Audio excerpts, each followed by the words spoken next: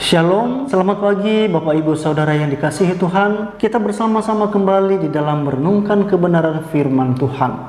Sebelumnya mari kita berdoa. Kami mengucap syukur Tuhan untuk waktu yang telah Engkau berikan kepada kami di pagi hari ini, di mana kami jemaat-Mu kembali bersama-sama di dalam merenungkan kebenaran firman-Mu.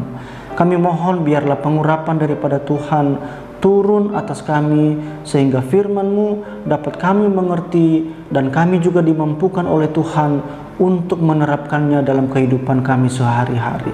Inilah doa kami dalam nama Tuhan Yesus Kristus. Amin. Bacaan firman Tuhan pagi hari ini di dalam Ibrani pasal 7 ayat 1 sampai 10. Ayat 1 berkata demikian. Sebab Melkisedek adalah Raja Salem dan Imam Allah yang Maha Tinggi. Ia pergi menyongsong Abraham ketika Abraham kembali dari mengalahkan raja-raja dan memberkati dia. Tema renungan pagi hari ini adalah belajar dari Melkisedek. Bapak, Ibu, dan Saudara yang dikasihi Tuhan, siapakah Melkisedek ini? Menurut bacaan kita pagi hari ini di dalam ayat yang kedua, arti nama Melkisedek adalah Raja Kebenaran, juga disebut sebagai Raja Salem, yaitu Raja Damai Sejahtera. Melkisedek ini muncul dalam kitab Kejadian pasal 14 ayat 17 sampai 20. Dituliskan sebagai Raja Salem membawa anggur dan roti. Ia seorang imam Allah yang Maha Tinggi, lalu memberkati Abraham yang telah menyerahkan musuhnya ke tangan Abraham. Lalu Abraham memberikan kepadanya 1/10 dari semuanya. Tokoh ini mengisahkan tidak berbapa dan tidak beribu, seperti yang dicatat di dalam pasal 7 ayat yang ketiga-a.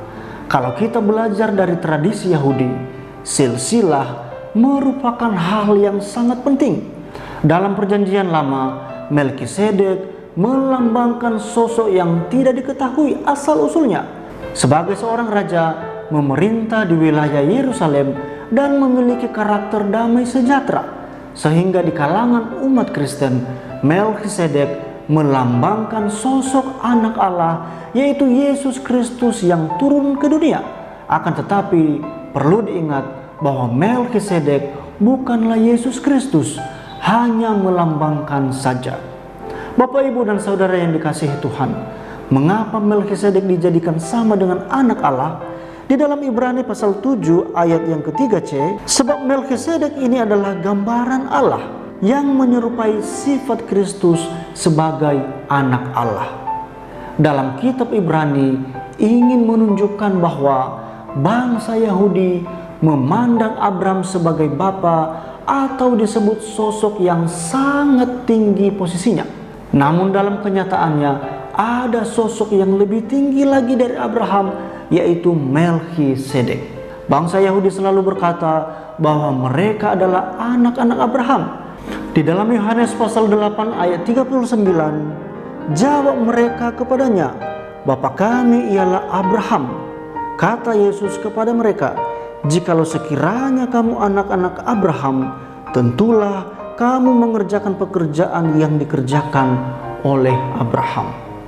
Mereka membanggakan hukum Taurat, tetapi Abraham memberikan 1/10 hasil rampasan kepada Melkisedek.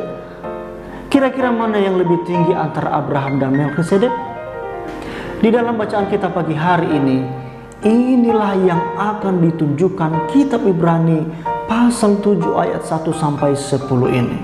Bapak, Ibu, dan Saudara yang dikasihi Tuhan, jadi bangsa Yahudi memang harus taat kepada hukum Taurat, tetapi mereka pun harus jauh lebih taat lagi kepada yang membuat hukum Taurat itu, yaitu Tuhan Allah. Tetapi harus dapat mencapai penggenapan hukum Taurat, yaitu kepada pribadi Tuhan Yesus Kristus yang menjadi imam untuk selama-lamanya. Marilah kita belajar dari Melkisedek yang merupakan gambaran Yesus Kristus, sehingga kita harus lebih tunduk dan lebih takut kepada Yesus Kristus daripada hukum Taurat.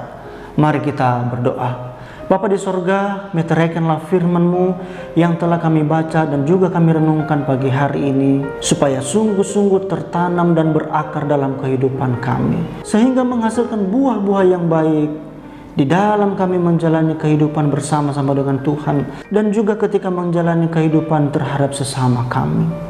Kami menyerahkan kehidupan kami di dalam menjalani seluruh hari ini. Biarlah Tuhan yang senantiasa memberikan kami kekuatan, kemampuan, hikmat dan kebijaksanaan, sehingga kami boleh menjalani hari-hari kami dengan penuh berkat, memuliakan nama Tuhan, dan semakin meninggikan Engkau. Terima kasih ya Tuhan. Inilah doa seruan kami di dalam nama Tuhan Yesus Kristus. Haleluya. Amin. Selamat beraktivitas. Tuhan Yesus Kristus memberkati.